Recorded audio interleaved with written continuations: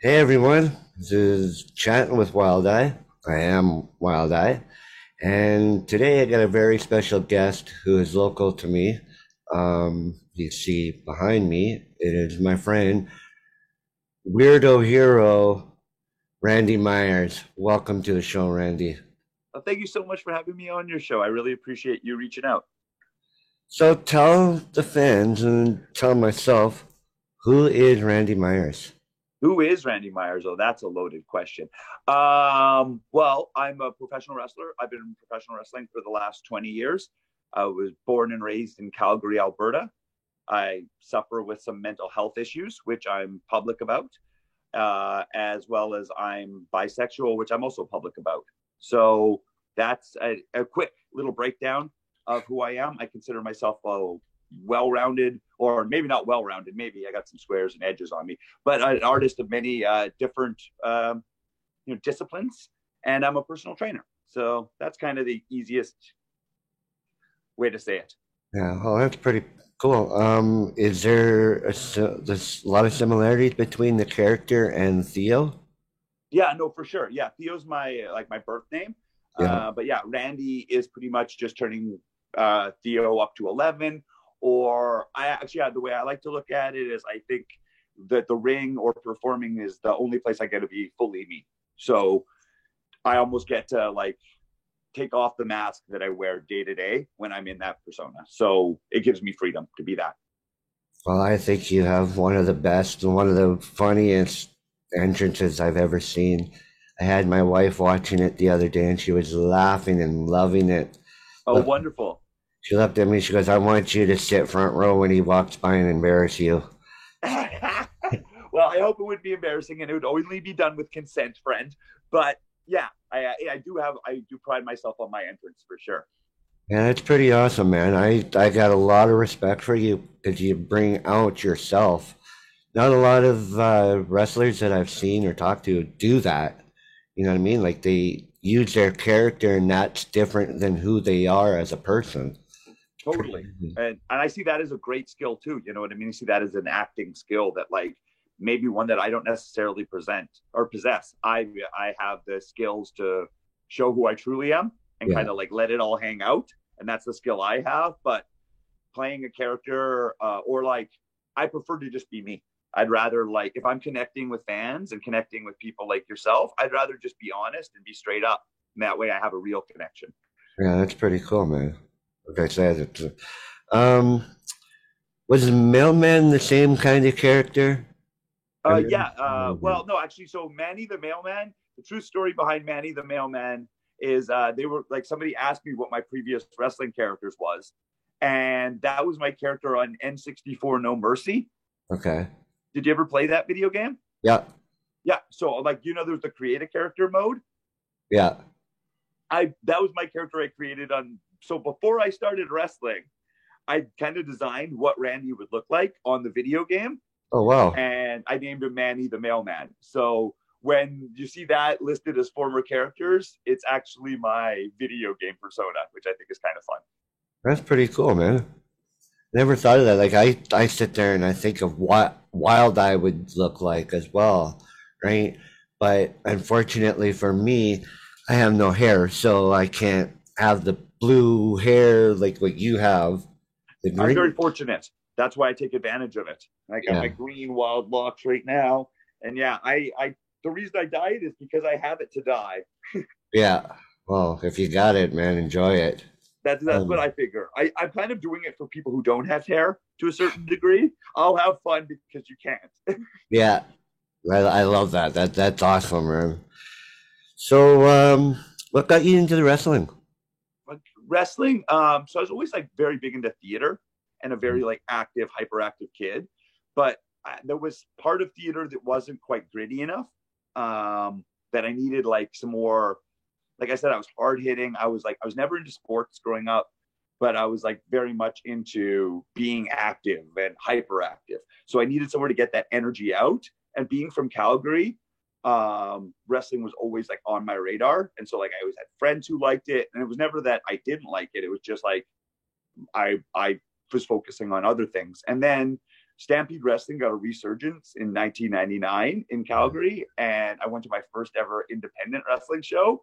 And as soon as I saw like live, as soon as I saw the independent level, I'd seen WWE shows before, but as soon as I saw that independent level, kind of like people like us that were making it, you know what I mean? Like I saw myself in the ring. I saw the possibilities of, I was small and, you know, didn't look like an athlete by any means. So the idea of me seeing myself in a WWE ring was too many steps removed. But the idea of seeing myself in a Stampede Wrestling ring seemed realistic. And so from there, I was just like, theater wasn't taking me where I needed it to go. I realized how theatrical wrestling was and that maybe it could be an outlet, and went to Teddy Hart's pro wrestling camp. And from there, went on to the dungeon. So yeah, that's kind of how I found wrestling. Luckily enough, I was in Calgary. You know, I don't know where I'd be if I wasn't. Right? You're in what I think the best wrestling organization. I grew up watching it in the 80s. I don't know if you watched it back then, but yeah. I loved watching the Harts, like Bruce and Ross, who trained you. Yeah. How was that? How was being trained by the Harts? Great. They were both Ross and Bruce. They were my trainers, and they were phenomenal. Like Ross, I will never say an ill word about him. He was one of the greatest men I've ever met. He helped me actually get my high school diploma. Oh. They're very big on like not having people on their show that hadn't graduated, and I still wasn't. I was 19 when I started in the Hart. I started wrestling when I was 17, but by the time I made it to the dungeon, I was 19, and I was still working on my high school diploma. And Ross was a social studies teacher, and I needed social studies. That's what I needed, and so he helped me, and he worked really hard because I was a stubborn little kid or stubborn 19-year-old to like get that stuff in me and make sure I passed that test. And so not only did he teach me wrestling, but he also taught me, like, got me my diploma both in wrestling and in high school. So wow. He's so great. And then Bruce was, I didn't have the money for the camp, to be honest. Like that was one thing that was like, I didn't grow up with a lot of money. So when it came to the best wrestling school in the world, I wasn't sure I could afford it. Yeah. And they were nice enough. Bruce never brought it up with me once. He never once brought up price. I know other people were paying, and I heard their numbers, and their numbers were much higher than my zero. And I realized looking back that he kind of took it out on my hide. Yeah. So I was the bump dummy in the dungeon. So for Davey Boy Smith Jr., for Natalia, for Tyson Kidd, for times that like Teddy Hart would come by, or anyone that would come by the dungeon, they would throw them on the mat with me, wow. Chop me up a little bit, throw me around. Tourists would come by the dungeon because it was like such a famous spot, right? So yeah. People would come in from like Norway, and they wouldn't speak a word of English, but they just would like, maybe the only word they knew was wrestling, right? And they'd show up, and then next thing you know, not for training, just to see the house. The next thing you know, Bruce would have them on the mat, throwing chops at me, kicking me in the groin, and kind of putting me through my dues while giving these people an experience of their life. So it was really great, and it made me who I am. And without it, I don't know. Was Bruce a hard ass? Oh yeah. Yeah, I bet. But also, like, I understood where he was coming from. He was also like, he's very creative. He's a great creative mind. So that really, I'm very creative as well. So we kind of could mesh that way together. So he was a hard ass, but I had much harder trainers. Like I trained with a fellow by the name of Tokyo Joe, okay. Who was at one point, he was the New Japan trainer. He lived in Calgary, but he was a New Japan scout. So he would send people from Calgary off to New Japan. So he sent Rick Victor, who was in the Ascension. At that point, he was Apocalypse. He sent a guy by the name of Dave Swift over. He sent Davey Boy Smith Jr., he was Harry Smith then, and Tyson Kidd over to Japan and helped Natalia get over there as well. Not for New Japan, but another organization. But they, again, needed a bump dummy, right? So they can't, like with wrestling, you can't beat yourself. You need someone to beat up. So I got called in to be that person. And it was like, that was a whole nother level of training. Like the dungeon was hard, really hard, and made me like ready for that next level. But training with Tokyo Joe, you want to talk about a hard ass? He was a hard ass. He was a guy who'd come over to Stampede Wrestling from New Japan back in the day. He was a big star in New Japan. Then on a trip with Stampede Wrestling, their tire had burnt out, so they needed to change their tire. He was out changing the tire on the side of the highway when they got clipped by another car, which just Oh, took his leg off at the hip. So he oh, lost his whole leg at the hip. And then, so his wrestling career ended that night. And so but he had all those like hard, the Japanese style of training, right? Like that. It was ingrained in him. So he had that and also had the desire to have people be kind of maybe the wrestler that he never was able to be because of his tragic accident. So that really pushed him and he had a lot of fire. And that taught me discipline that I didn't even know existed. wow. Yeah. But it's a totally different style out there than it is out here, anyways, is it not? Very much so. Well, I think the Hart style is actually more similar if we're talking in North American styles Yeah, to New Japan than a lot of other styles. Still, there's a great difference, but that hard hitting kind of style and submission based is very much as well taught in the dungeon, right? yeah, So yeah. that's where there was luckily some crossover. Yeah, because I know the videos of the dungeon with the old man giving the huge guys the squeeze and Yeah, making them scream like little girls. It's well, imagine what Bruce could do as well.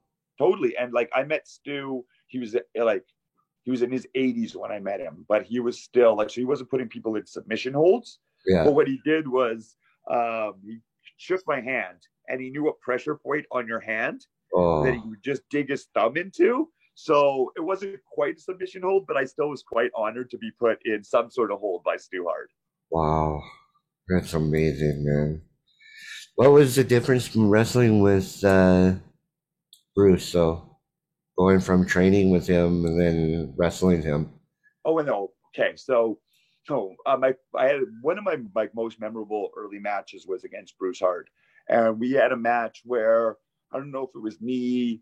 I don't know if he was stiffing me. I wouldn't say that, or if he was just kind of putting me through the ringer. But my nose ended up broken in the match. I may have moved on a boot and he caught me the wrong way. I don't know how it happened. I'm not blaming him, but it ended up being really gory, right? Yeah. This match was like another level of like sympathy that I was able to draw out from the fans. Like they could tell that I was getting my ass kicked and they felt for me.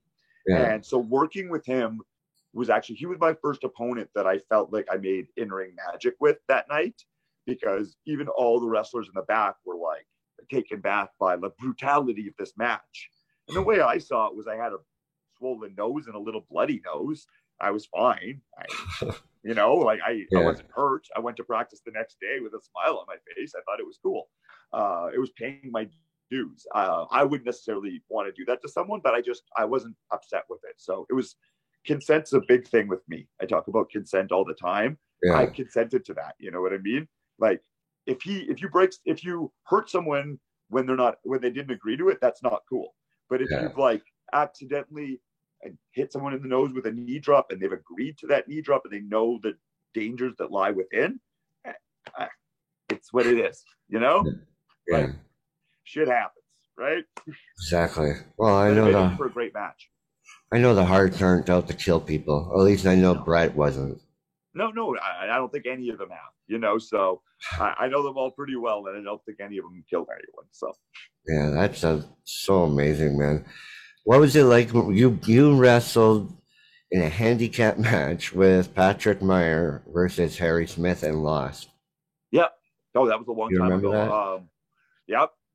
Harry was like, he's so much like he's 5 years, no, 3 years younger than me, but was always so much bigger than me. So at that age, I think I was 18 and he was 15, but he was like 50 pounds heavier than me and just tossed me and my brother at the time, my wrestling brother at the time, Patrick Myers, around like rag dolls. And yeah, he just kicked our asses. I had many matches against Harry Smith, and they were all super fun.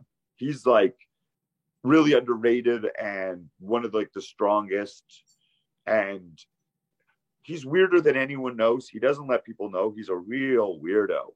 Like, Really? and I don't have any problems outing him here on your podcast. He's weird, man. He's one of the weirdest people I've ever met, and I love that side of him. So, he's a great opponent, and now that he's back with WWE, it's really cool. I'm excited to see where his future goes from there. Right, where he Yeah. always should have been. He's born to be there. Well, I guess you can see that he's kind of look or weird in a way the way he dresses. Like when he dressed for the Hall of Fame in that weird tracksuit tux he was wearing. Yeah, you're right. Did you see He does that? let it show sometimes. Yeah. But he Yeah, also shows he has money. yeah, Like I'm yeah. not saying can't say He's an he's interesting arrogant. case. Was that? I said he's an interesting case. Yeah. But not arrogant though. No, no, no, no, no. He works really hard. Yeah. I would never say like he's one of the hardest working people I know. The Hearts in general. You Yeah. know, whether we're talking about Natalia or Tyson Kidd or Davey Boy Smith Jr. or Harry or whatever we want to call him. They're so hardworking. There's not a day they don't take days off. Yeah. Every meal is like is because they eat right because of wrestling. Every breath they take is for wrestling. You know what I mean? It's all that's who they are, and that's why they're so great. Well, they know discipline too. I can well Yeah. imagine what goes on at the Hart Mansion dinner time. Oh, for Get a sure. get a roll thrown to the top of your head from far away from the old man. Yeah, no, I've heard my stories for sure. I've heard my stories. Yeah. So, what was T.J. Wilson like back then?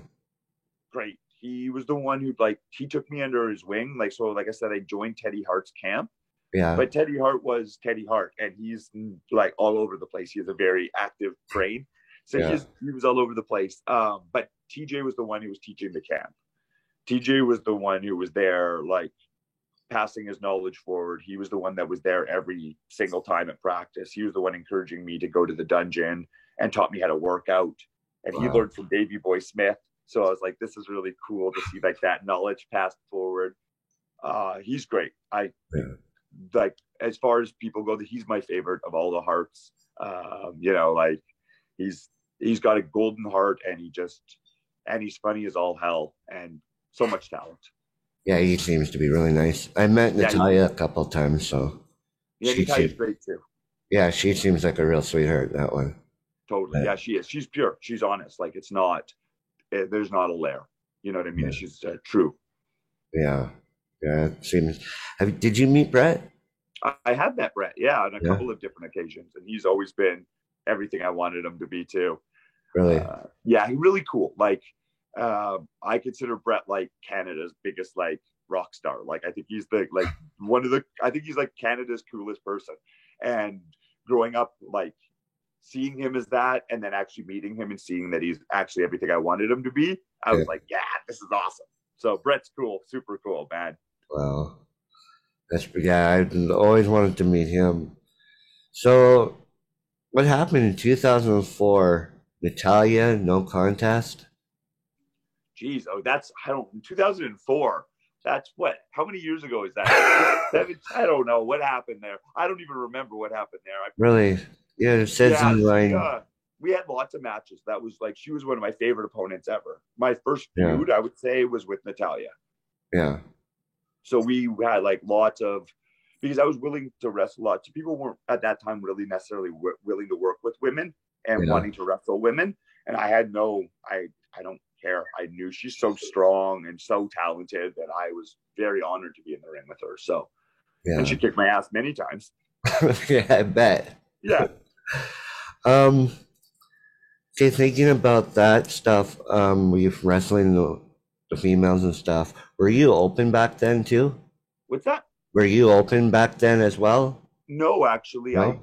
I came out just like, I think people always kind of knew what was up, but I came out as like bisexual 3 years ago. Oh, really? Yeah. So not that long ago, but like, so it was a thing I was open about in high school and got bullied for then and teased for. I had no qualms about it. I was just kind of open with it. And then I was like, had a lot of that resentment towards me about that. Then when I got into wrestling, I knew it was such a hyper masculine place that I didn't think it was. And at that point, every gay character was a bad character, heel, right? Like everyone was booing them and stuff just because they were gay. So I didn't think being open was necessarily, it was the time to be that. So I kind of was just, I wasn't in denial of who I was, but I wasn't super open about it.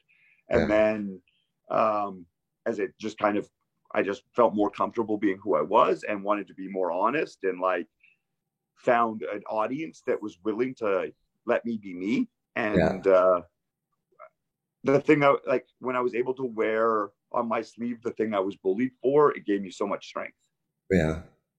So yeah, So there was a lot of pressure for you back then.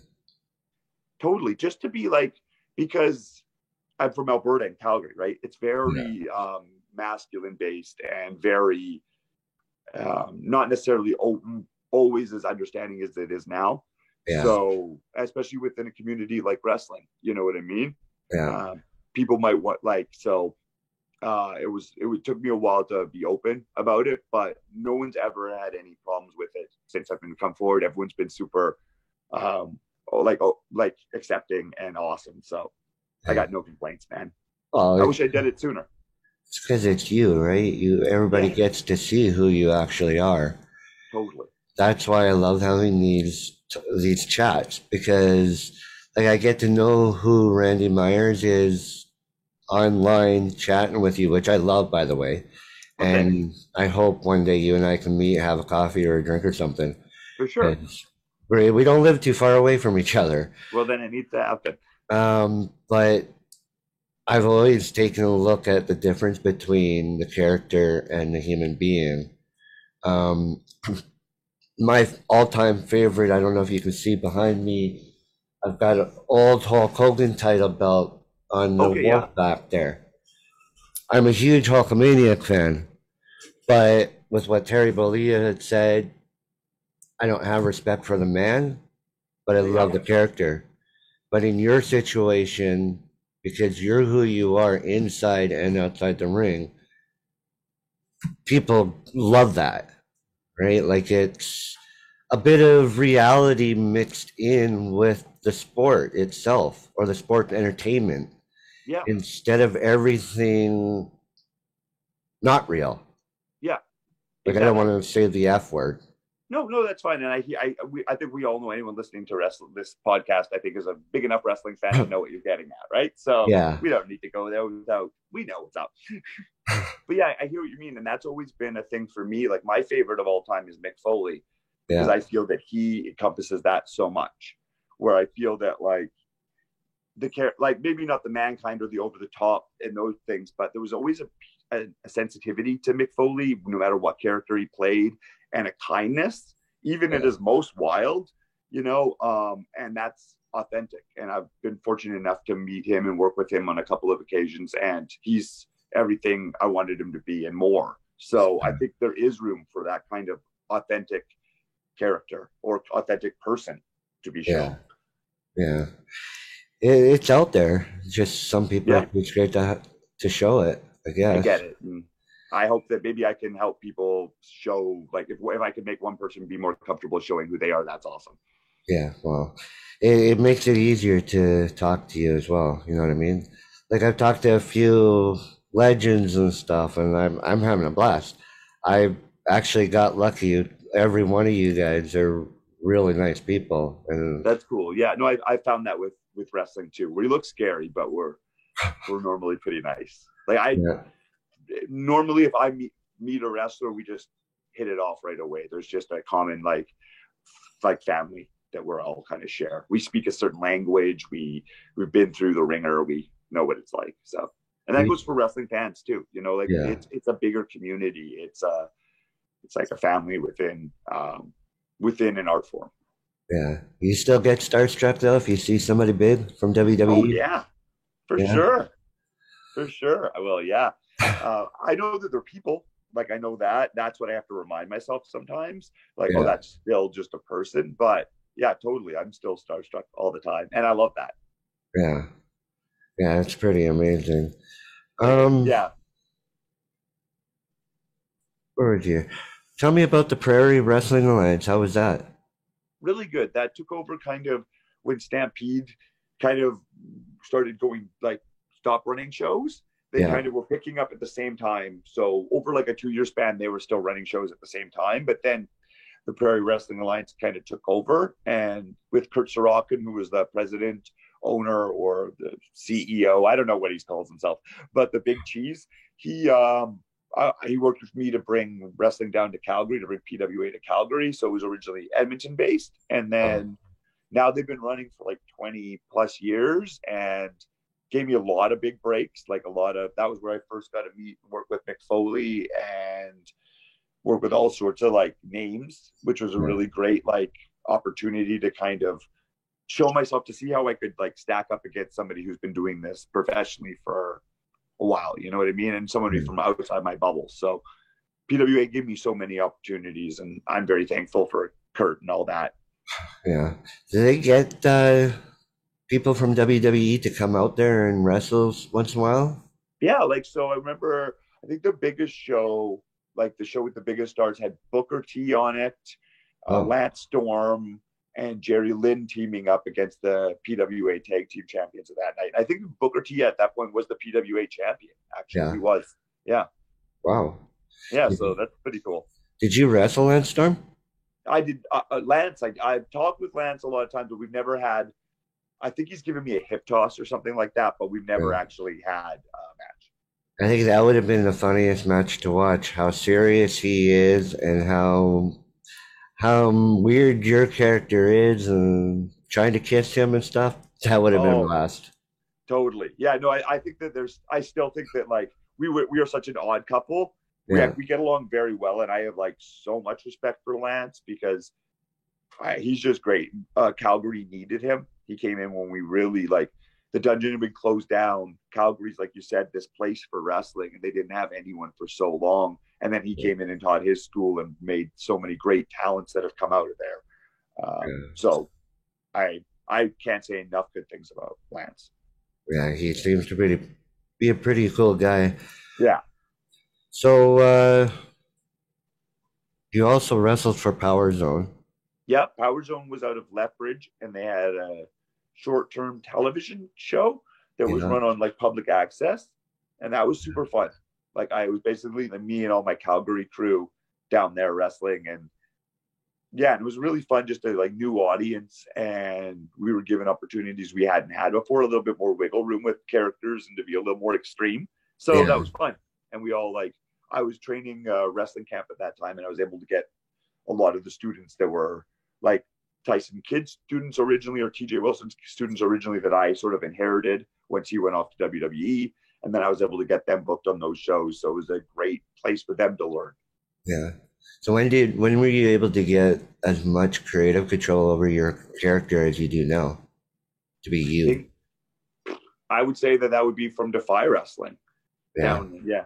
They were the ones that kind of gave me, I don't know. I think it was just like a certain energy in the building that kind of willingness. It wasn't anything that anyone said. It was just an acceptance that the audience was giving out, Yeah. rather than like a closed mindedness. You know what I mean? I could just feel an openness and a willingness, and they just held out their arms and gave me a big hug. And so from there, I just kind of was more and more me, and that was great. Was it nerve-wracking? Were you nervous the first time you went out to tickle their chins? Nope, I No? didn't even know what happened, man. It just happened.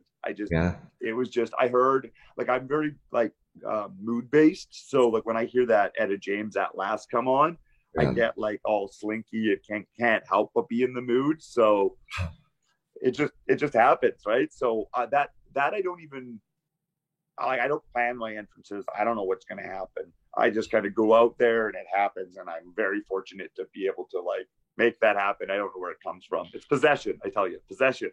But it works because Yeah, each one that I've seen, they're awesome. Like I've never seen a bad entrance. no, that's what I think. Like it's such a that's the first time they see us, right? So I think it's important. Yeah. So you've been through so many wrestlings out here in Canada. Have you branched outside of Canada, like more North America, like in the States or Yeah, Mexico? like Defy Wrestling, I do. That's out of Washington State. Okay, yeah. And then I've done lots of work in Oregon as well, and Oh, down for in Portland? California. Yeah, I work Portland. Yeah, Defy does Portland as well.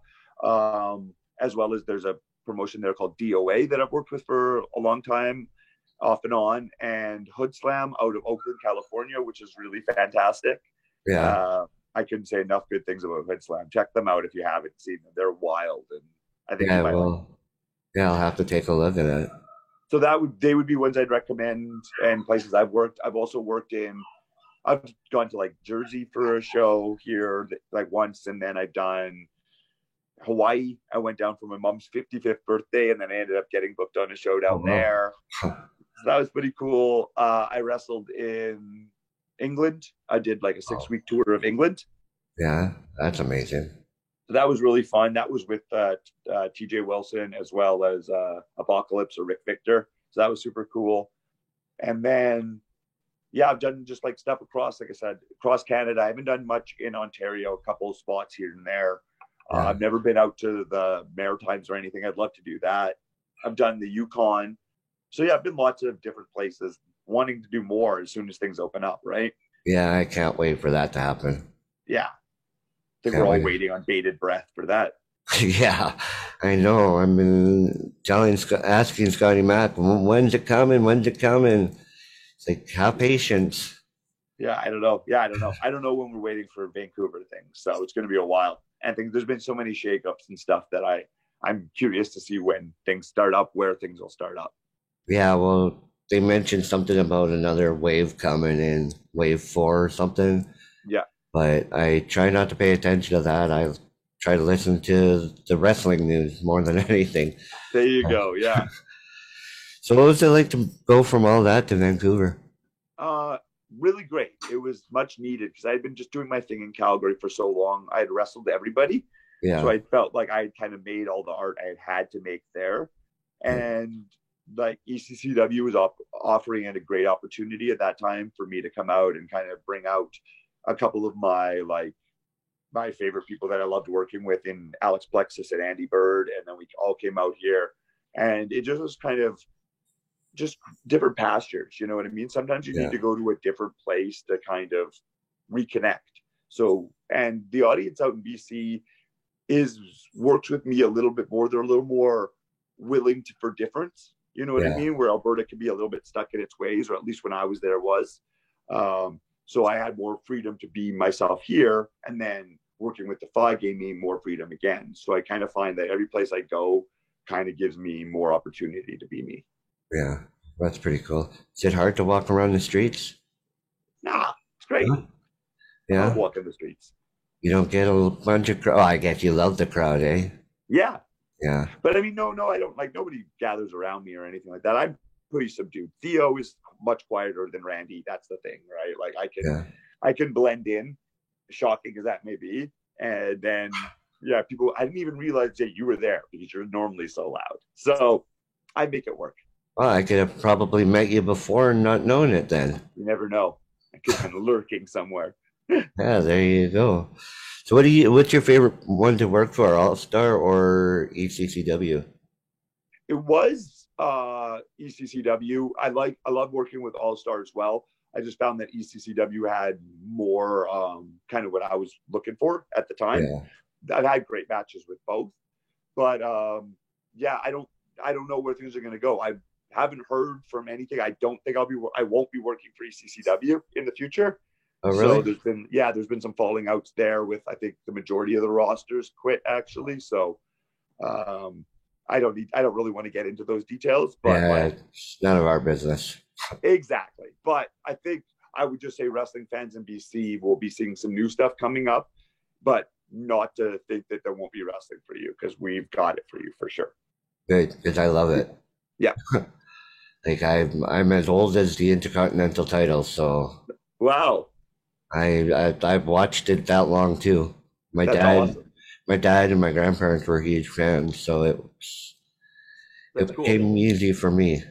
Yeah, no, for sure. That's a great thing that you can bond over. I find even if somebody themselves isn't a wrestling fan, they've normally got a family member who is.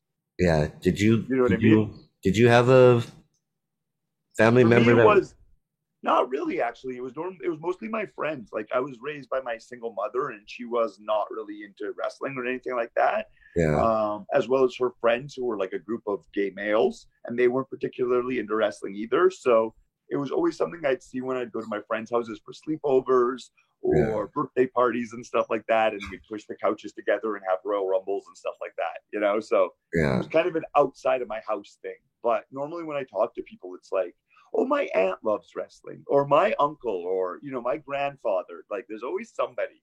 Yeah. Yeah. That's the way it was for me, except I'm the biggest fan of the whole family. Hey, it gets bigger with every generation, maybe. Oh, yeah. So I don't want to keep you too long. So before we take off, is there anything you'd like to say to your fans out there? Oh, there's so many things. I would like Oh, to say that, like, like one of the things that seems like it's come up a bunch in this conversation is about being yourself and yeah. being true to who you are, and not to be scared of that. So if my story can like push that message along at all, just be you. Even if you don't know who you are, it's going to take some time to figure that out. Yeah. Because sometimes we hide the things that we're most scared of ourselves, and being honest about those things can make great connections. So we've all got a story to tell, and all of our stories are worth telling. Try Yeah. and share it with love and stay weird. Yeah, I love that. That's why I wanted you on here. I know we did get a lot into your career and stuff, but a lot of it was about being yourself. Because I just recently learned that myself. I've always been hiding underneath my hat, being so quiet. We ended up with COVID, me and my family. I don't know if you saw me on the news, Okay, yeah, no, I didn't but see that. I'm sorry to hear that. I talked about it. And we just lost my dad in Oh, yeah. December due to it. So Oh, wow. after that, it just, because of being a fan with him and sharing that with my dad, I thought it's time for me to join the wrestling family. At least I feel I'm part of it. I hope I am part of Welcome it. in. No, welcome in. Thank you. And to hear from somebody who has a different lifestyle than other people do, who is himself, who's not afraid to show who he is, it makes this show even much more special. And I really appreciate you being on here. Well, thank you so much for reaching out, and thank you for sharing that vulnerability and that's your story with me and with your audience as well. And may your father be looking down at you, or from wherever it is, bringing like smiling on you. Thank you so much. Again, thank you for doing this show with me. Um, I will send you my number on Facebook and we can hook up for a coffee or something one day. Let's definitely Um, do that. if I feel up to it, I might bring the wife to for her to meet you as well. That's But cool. again, thank you. Of course. To my audience, I'd like to say thank you for joining us on Chatting with Wild Eye for this special one with my friend Randy Myers. I hope you enjoy yourself. And remember, I always catch you in the sight of my wild eye.